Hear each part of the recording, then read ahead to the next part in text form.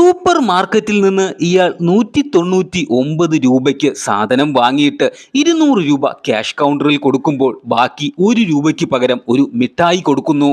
അയാൾ പറയുന്നു തനിക്ക് മിഠായി വേണ്ട, പകരം തന്റെ 1 രൂപ തന്നാൽ മതിയെന്ന് പറയുന്നു. 1 രൂപ എടുക്കാനില്ല, പകരം മിഠായിയേ ഉള്ളൂ എന്ന് ക്യാഷ് കൗണ്ടറിൽ നിന്ന് കുട്ടി മറുപടി കൊടുക്കുന്നു.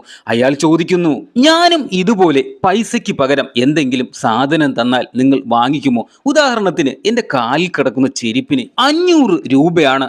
ഒരു ചെരുപ്പ് ഞാൻ തരാം, അപ്പോൾ 250 രൂപ എൻ്റെ സാധനത്തിന് പകരം ഈ ചെരുപ്പ് എടുത്തിട്ട് ബാക്കി 50 രൂപ എനിക്ക് തിരിച്ചു തരൂ എന്ന് പറയുന്നു.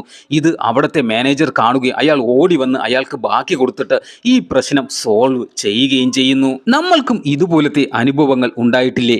സാധനങ്ങൾ വാങ്ങിച്ചിട്ട് ബാക്കി 1 രൂപയ്ക്ക് പകരം മിഠായി തന്ന് വിടുന്നത്. ഇതുപോലെ ആയിരക്കണക്കിന് ആൾക്കാർക്ക് അവർ ഒരു ദിവസം മിഠായി കൊടുത്ത് വിടുന്നുണ്ട്. അവർക്ക് കിട്ടുന്നതോ വൻ ലാഭമാണ്, മിഠായിയുടെ ലാഭവും കൂടി. പക്ഷേ നമ്മൾ 1 രൂപ എന്ന് വിചാരിച്ച് അത് വെറുതെയും കളയുന്നു.